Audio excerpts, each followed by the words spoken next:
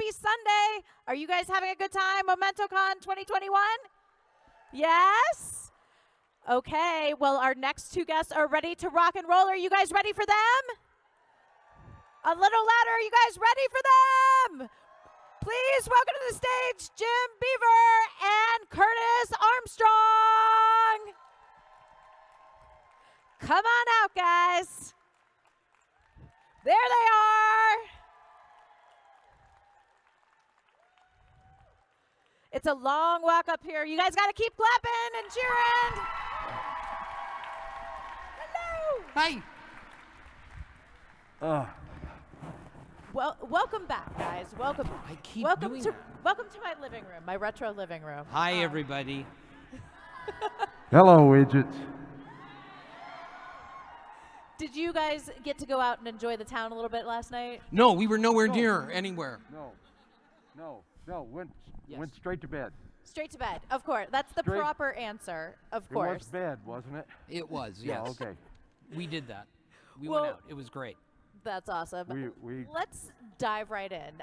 Jim, yesterday you talked a little bit about the episode Weekend at Bobby's, and it's one of my favorite episodes. When you got the script and realized you were going to be the focal point, which hadn't happened a lot on the show at that Yeah. point, what were your thoughts, and were you excited? Yippee. Yippee. Yeah, I thought, oh, they finally figured out where to put the focus of the show. It lasted for one episode, and then it slipped back into mundane trivia. No, I was very happy to get the episode because when you're, I'm fogging up here. When you're a supporting character on a show, there's certain things that even you don't understand, such as what it's like to carry an hour drama, and that was a real lesson for me because I came away with a renewed and increased respect for Jared and Jensen because being the main actor in even a single episode of an hour drama is way more work than being a supporting character, and those guys did it for 300 and something episodes, and I did it for one or two. It was exhausting because you're first in the morning and last out at night, except of course for the crew who's there before you and after you. And you know, just the sheer line load of trying to memorize. You know, when most episodes Bobby's in, he's got at best 4 or 5 scenes usually, and there's probably a day off or two in between them, and so you learn your lines at a sort of gentle pace, and it's not too strenuous. But when you've got, you know, 7 pages of stuff to learn every single night, and you're only getting about 6 hours sleep anyway, I realized that it's a real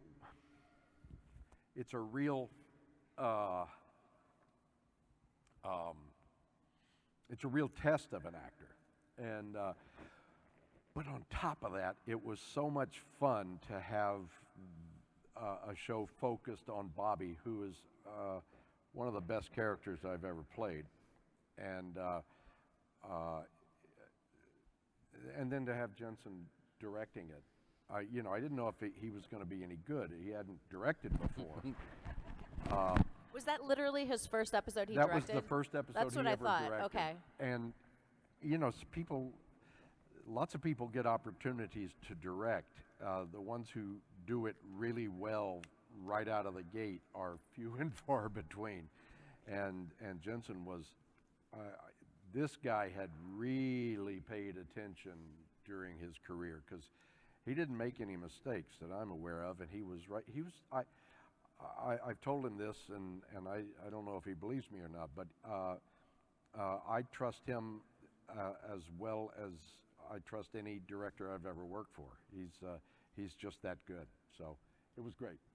That's awesome. It's a great episode. It's one of my. It's in my top, list. Curtis, yesterday you talked a little bit about the stunt work that you got to do on the show, and the fight sequence and stuff. Oh, when I killed Dean? Yeah, when you killed Dean, that little moment that you had. I was thinking about your career, and I'm not sure how much fight experience you had up until that point. So kind of talk us through like the first time you got to like do something in physical like that. Well, it was funny because Jensen was not directing that episode, and I don't remember what it was called, that one where I killed him. But it was a big fight scene. I had studied stage combat and stuff like that, but the kinds of characters I play don't usually call for it. And so the director was doing everything, and then we got to the fight scene, and it was just unspoken that Jensen took over.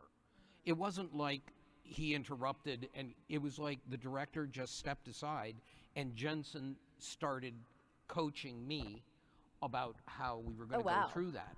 I think he had it all in his head. I think it was always planned that way, that he would figure out how to make it look the most effective, and especially because I'm like this, and Jensen is like this. So you have to not only make it, you have to try to make it believable that somebody my size would be able to do that. And in addition to making it look like a real fight. So he had it all in his head, and it was great. And how much did you guys rehearse before you actually laid it down on camera? None. I love it. Not really, no. I mean, it wasn't, we didn't have time to do big, actual choreographed things. I mean, it took a long time to shoot it, but we didn't have a time to really. That's probably why it looks so organic and natural, you know what I mean? And fortunately, I did have some stirrings in the back of my mind about how to take punches and do things, so it worked out well. That's awesome. You guys can line up at the mics if you have questions for Jim and Curtis, and we'll get through as many as we can. And while they're lining up, everybody obviously here loves Supernatural. They love you guys. What do you guys geek out about? What are you watching or reading, or what do you, any movies you've seen lately that you really love? I know, Curtis, you read a lot during the pandemic. I read a lot during the pandemic. Any books stand out? Well, I was reading new books, but I was also rereading Arthur Conan Doyle, the Sherlock Holmes stories, because I love those, and the Patrick O'Brian books, which I've read all the way through twice, I think, and Washington Irving, who's my favorite writer, and just a bunch of the favorites in addition to new books. Mixing it to up. Keep my day full and my mind from rotting. Are you a completionist when it comes to reading? Like, do you have to read everything the author has written? No. I do. No, I wish I can't do that. Yeah, Jim. Well, the Sharper Image catalog. It's very exciting. Yeah, I'm into the third volume of that, I think. Oh, the third volume is the best. Yeah. It's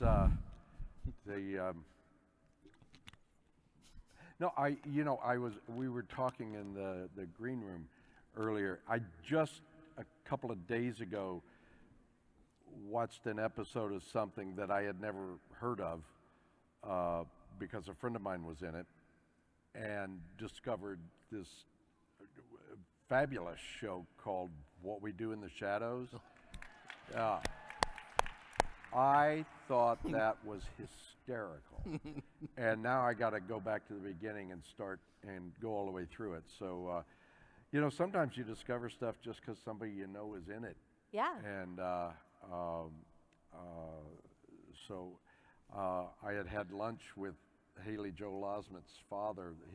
That families were very close, and his father said, "Oh, you know, Haley did this episode of this show where he plays a zombie who won't die," and he said, "You should see it. It's pretty funny." So I'll look at my friend's show, because a lot of times you don't want to look at your friend's show, but and I watched it. And I thought, this is a new favorite.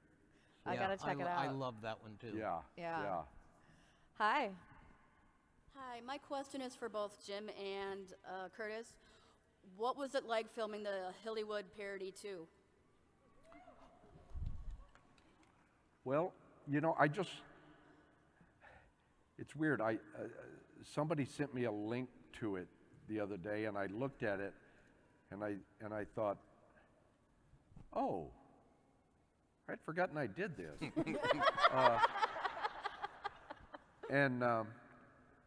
And I'm watching it, and I'm going, I barely remember doing it, and I couldn't for the life of me remember where we did it. I think it was Las Vegas, wasn't it? Yeah. Well, I thought, these guys are really good at this. This is a hoot. Yeah. And then as I watched further and further, I realized, oh, I saw this. Age, you know. What are you gonna do? I was knocked out by them. I went there sort of. I knew the first one, and I'd seen, I think, the Sherlock one, and I wanted to be part of it because I thought it would be a lot of fun. I had no idea. Those two women were so. They knew every. There was not a single missed beat. Everything was set up. Everything was perfectly organized. I've never been. Shows with huge budgets where you sit around for 6 hours. They don't have that time, so they have to prepare everything right down to the minute. I flew to Las Vegas. I was sitting in a motel room for like an hour, and then they came and picked me up and took me to the set, and we shot it and shot it and shot it, and I was out and back to the airport. I haven't had that professional an experience in a long time. They could teach people some things about how you organize and how you prepare. Thank you. Thank you for that question. That's awesome. It's always good to hear when you have a great piece of content that it was a good experience for. And it looked fabulous. When I finally saw it, I was knocked out at how great it looked. Hi. Hello. I had one for Jim and one for Curtis. For Jim, what was it like when you departed on season 7 at that very dramatic and sad end to come back to play as like an alternative Bobby? And for Curtis, what was it like going from being the most powerful, scheming villain, in my opinion, Metatron, to going to becoming human? Well, departing was not sweet sorrow. That was just sorrow. I wasn't happy about dying, but at the time I was dying on the show, I thought it was just a little wrinkle that would not really change my participation in the show that much. It's called Supernatural. I figured there's a chance I might be back. I was less happy the next few seasons just appearing once or twice a season in flashbacks or ghostly form or something. And then they came up with the alternate universe situation, and I thought, well, this will be fun. This will get me back in the mix some. But as I was saying yesterday, it's alternate universe Bobby is not quite the same guy because he doesn't have the same relationships. And he doesn't love Sam and Dean. He doesn't know them all that well, and they don't have the same level of banter. And I actually pitched it's the only time I think I've ever pitched anything to the writers. But early in the last season, I pitched a way for alternate universe Bobby and original Bobby to switch places. Oh. Oh. And I thought it was damn brilliant. I was apparently the only one who thought that. Well, we think it's a good idea. So and it wasn't to get more work, it was to get back to the kind of work that had thrilled me for all those seasons, where I really missed the loving relationship. You got to slap them every once in a while, but I really missed that. Not that I wasn't grateful for doing what they did give me, but and it was lovely to be able to come back to the old guy for the last episode. Thanks. Thank you. For me, it was not. I had no idea from time to time, from script to script, what was happening. They never pitched me where they were going with Metatron. So when I did the first episode, I thought, oh, this is a good angel. He's going to help them. And and then, the next couple would come in, and I'm going, and it sort of, and then it got really hairy. And I realized I was an evil person. I still didn't feel evil, which you wouldn't do anyway as an actor. You wouldn't play him as an evil person. But so they were taking me on this journey, which you were on, where you saw him start out one way and then gradually make this turn, which wound up being really horrible. And then the final, that coda, where suddenly he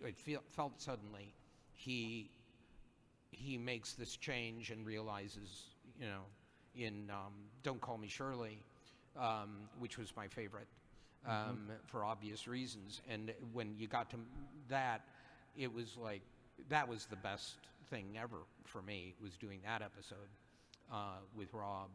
And it was just, it was not something that I was prepared for, because they don't prepare you for it, as a rule. Sometimes they will, but for TV shows, they usually don't know. And they just see how you... In fact, I heard after the fact, Robbie Thompson told me that they had planned on Metatron for 3 episodes only. And then it wound up being 15. So I don't think they knew. Yeah. Thank you. Thank you so much. Very insightful questions. Thank you. Hi. Hi. First of all, I just want to say to Curtis that Metatron's one of my favorite villains that's been on the show. He has some of my favorite lines. And my question's for Jim, though. I want to know... I'm a big fan of The Boys, and I was wondering if you'd gotten to work with Jensen on season 3. Yes and no. The last episode I completed is it's a big scene with a lot of people, and Jensen comes into it for a moment, but we don't have any interaction. But I got to hang out with him all day in the tent where they stuffed us, and so we got to catch up. It was the first time I'd seen him since we wrapped Supernatural, and I don't know what's coming, but so far that's the closest I've come to working with him on it. But I suspect there'll be more next season. So. Thank you. Thank you. Great show, by the way, The Boys. Yeah, that's a hoot. Yeah. Hi. Especially if you like Hi. fish. Ooh, can you hear me? Okay. Hi. Just wanted to say thank you both for coming, and I love being an idjit. My question is for both of you. If you could go back to reshoot any of the scenes for the episodes because you wanted to do something differently or because you loved the episode so much, which one would it be? Well, you remember when Bobby kissed Jody?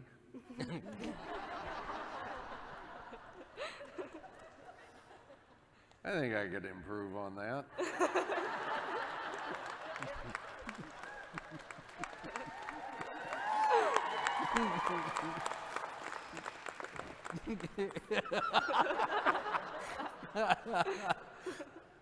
Although I did pretty well.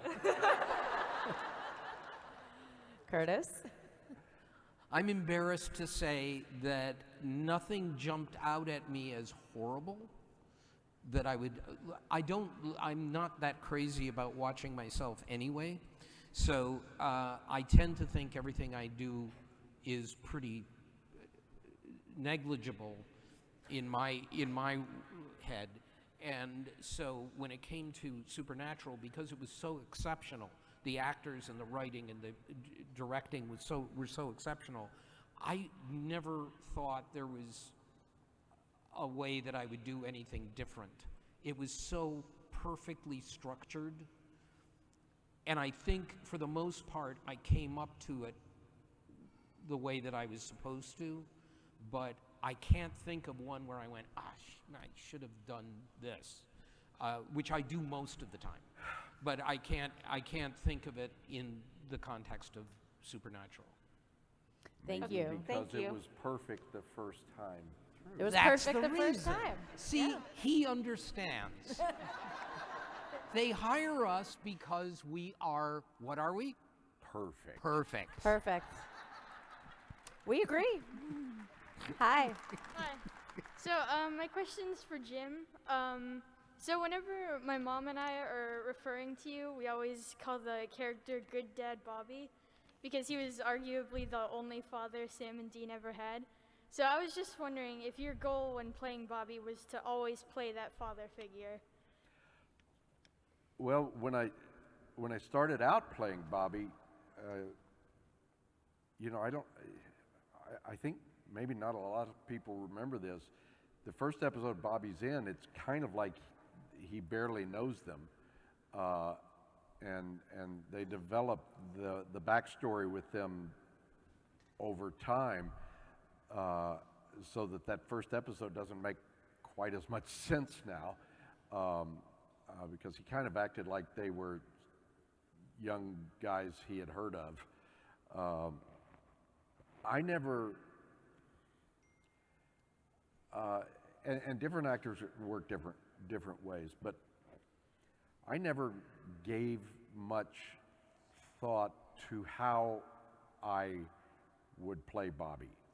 The writers gave a lot of thought to how Bobby would be, and then I did what they said.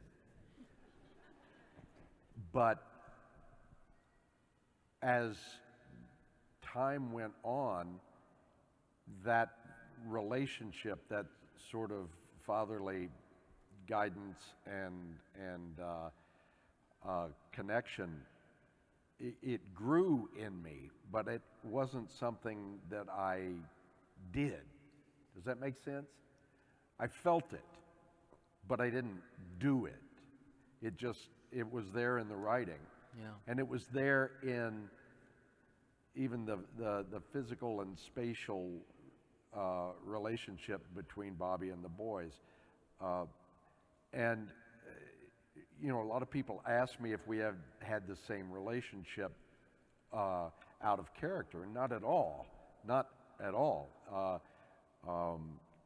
They had no respect for me whatsoever.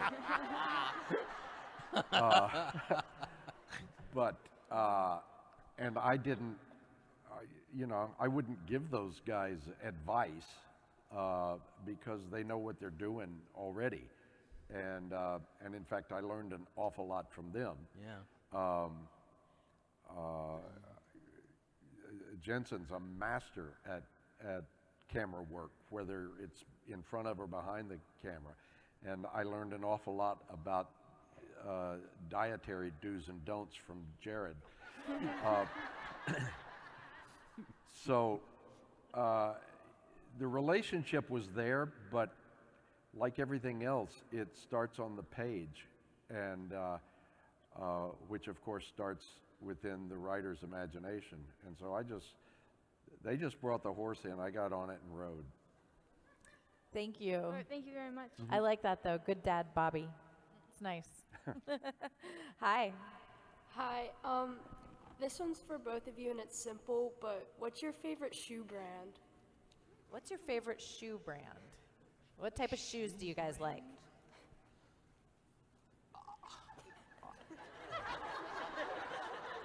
I like a Joan Crawford pump.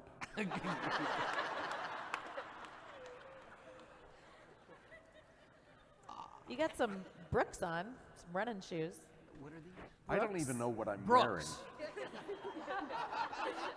I like Brooks. I do have some Doc Martens at home, but I didn't bring them. Oh, these are Brooks. You guys are twins. That's awesome. Who knew? Who knew? All right, thank you. If Claire hadn't told me, I wouldn't have known. I could see yours. I couldn't quite see yours, but now I can tell because they have the same. We're Brooks men. Yep, Yeah. That's right. that's right. Hi. Maybe we can get free shoes. Maybe. Hi there. First, I wanted to say to Claire, I loved you on Buffy. Oh, thank you. Glory was just like one of the best villains. Sorry about Metatron was a great villain too, but Glory was just It's okay, I got delicious. over it. Thank you. Okay. And then I just had some questions about like past. I wanted to get like impressions or memories you have maybe from some of your past projects, like Curtis on Moonlighting working with Bruce Willis and Sybil Shepherd, and then Jim on Crimson Peak with Guillermo del Toro and Tom Hiddleston. Like, just what was it like working with everybody? In the shortest possible way of putting it, Moonlighting, for me, I came to it late. Things were starting to get a little tense, but for the first season or so, I thought I was in heaven. Then things started to get a lot more tense, and it wound up not being that pleasant of an experience, basically. However, great role. Herbert Viola was a great role, and I never had another one as good until Metatron, I think. And you and Alice Beasley were just amazing together. Yeah, Like, great I chemistry. love her, and so that's the short story. Crimson Peak was an amazing experience. I was working with a collection of fabulous actors, and Guillermo del Toro is one of two certifiable geniuses that I have worked with. Just the amount of energy and creativity and intricacy of his thought processes is unlike anything I've ever encountered before in my life. And on top of that, he's warm and sweet and funny and charming and a very loving man. And to get to work with somebody like that who seemingly has no weak spots as a creator was amazing. Working with Tom Hiddleston was one of the great joys of my life. We spent 3 months talking Shakespeare, and I loved him. I still love him. He's a grand person. I hear he plays some sort of villain in something, but there's not a villainous bone in his body. He's just a sweetheart, and I treasure every moment I got to spend on set with him. Thank you for that. Amazing questions. Thank you. Hi. Hello. My question is for Jim. In the Dream Route episode, how do you think Bobby felt about having the boys inside his head? What episode? The Dream Route episode when Bobby was Oh. going through the stages of his life. Oh, and the when I was in bed half the episode. Yeah, that was a great episode. Any episode where I can fall asleep during a scene is fabulous. Well, who would want to have those boys in your head?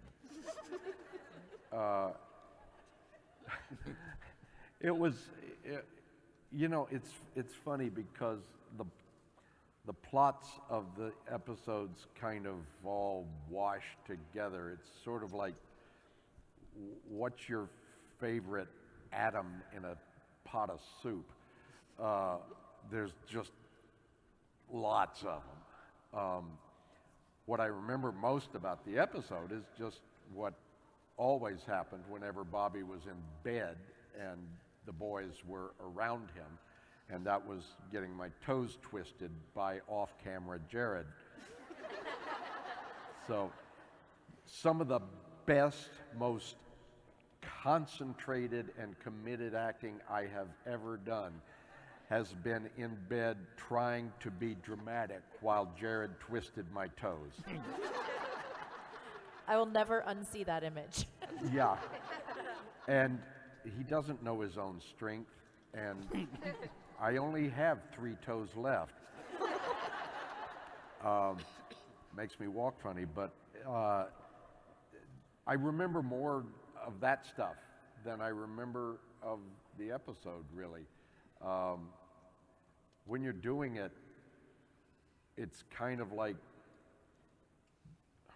how do I put this? The story's very important in the moment you're doing it, but the moment you're not doing it, it kind of goes, because it's not like doing a play where you do it every night. You just, a lot of those scenes, by the time you get to lunch, you've finished it, and it's gone, and you're on to the next. So I don't have nearly as strong memories of being in scenes as I do of things that were happening around them. I don't know if that makes sense, but Hello. get out of here. It's our panel. Criminy. Thank you for that. Thank you. Hi. Hi. My question is for both of you, and I was wondering what you think your characters would say to the next generation of hunters. What would you say to the next generation? Jeez, that's a hard question. Get out now. Huh. Say to the next generation of hunters? Always keep fighting. I won't try and top that. That's a good one. Thank you. Thank you. Hi. Hi, my question is to Jim. How do you feel that Mark still has pictures of the kiss? And did you actually use tongue? He shows them to everybody. He's a little obsessed about that kiss, isn't he? Well, I'm not going to say he's fixated on it, but when you go to his house, there's this on the wall. His wife complains about it.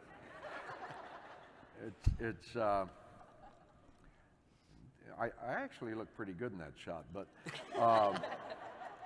no, he can't let it go, and I keep sending him tapes of that song from Frozen. But yeah, I find it amusing that he finds it so precious. Thank you. Okay, we have about 5 minutes left, so we'll try to get through as many people as we can. Hi. My question is for Jim. What was it like working on Criminal Minds? Criminal Minds. Wow. Okay. The original one, because I did Criminal Minds and I did Criminal Minds Beyond Borders. The original. The original. That was an interesting time. Now I was playing probably my 353rd sheriff. Before I had the beard all the time, that's pretty much how I made my living, playing sheriffs. It was fun. There wasn't anything particularly spectacular about it. What I remember most about that episode was two things. One was driving to work one day. We were shooting way out in the desert northeast of Los Angeles, and driving to work, I got a call from my literary agent telling me that Putnam Penguin had purchased my book. So I found out my book was going to be published on the drive out there one day. Wow. So, and that was a really fabulous day.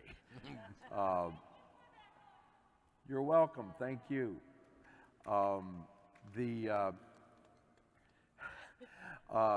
The other thing was that we were out on location, way out in the middle of nowhere near Lancaster and Palmdale, and we got out there and there was a major prop for the scene we were shooting that they had forgotten to bring from back at the studio.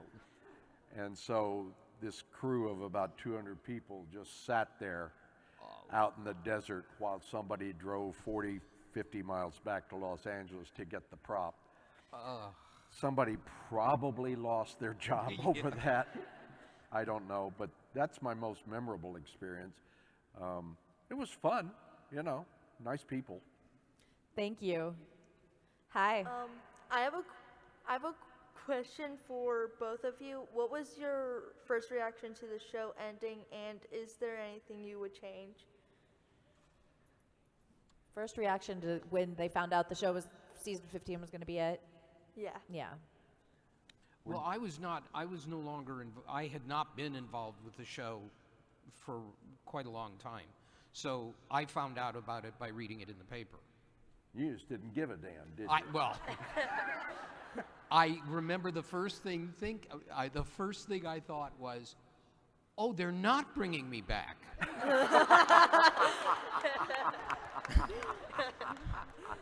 After that, I went, oh, boo-hoo, too bad, Yeah. 15 years. Considering at the season 5 wrap party, Phil Segrecia, one of our producers and directors, told me, he said, I think we can get 7 seasons out of this. By the time we got to 15, I thought every season was going to be the last, and that we were fortunate to have gotten so far. So I knew it was going to come to an end at some point. So by that time, I kind of thought, well, everything finally arrives, and here's this. I was, I would have been happy doing the show forever, but I don't know if I wasn't devastated by it, because it seemed like it was a long time. For a long time, we thought, this is it. Oh, no, this is it. Oh, I guess this is it. So I hated to see it go, but I wasn't terribly surprised. So. Thank you. And we have time for one more question on each side. So, hi. Hi. If you could, it's for both of you, sorry. If you could play if you could be yourself in any of the scenes that you've filmed in Supernatural, what scene would it be? So the scene with where I was eating waffles with Castiel. Because I usually need an excuse to eat waffles, and I love waffles, so that would be mine. That'd be your in. Yeah. Yeah. Scene where I was kissing Jody.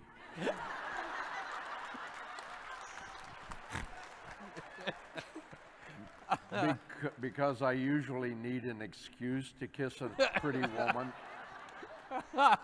Good answer. Love it. Thank you. Thank you. And final question. Hi. All right. So sorry, my voice is a little shot, but how has being on Supernatural affected your real life? I'm sitting in Pittsburgh. I don't know what would have brought me here otherwise. No, I mean, nothing against Pittsburgh. It's just life never brought me here before Supernatural. So it's a huge thing. Huh? It's huge. It's enormous, yeah. It's something that you wind up living with because of the fandom, because the fandom is everywhere, and they have all of these different feelings about it, but they're all intense, and it never goes away. And so as long as we meet you and engage with you, it remains fresh and a living thing for us.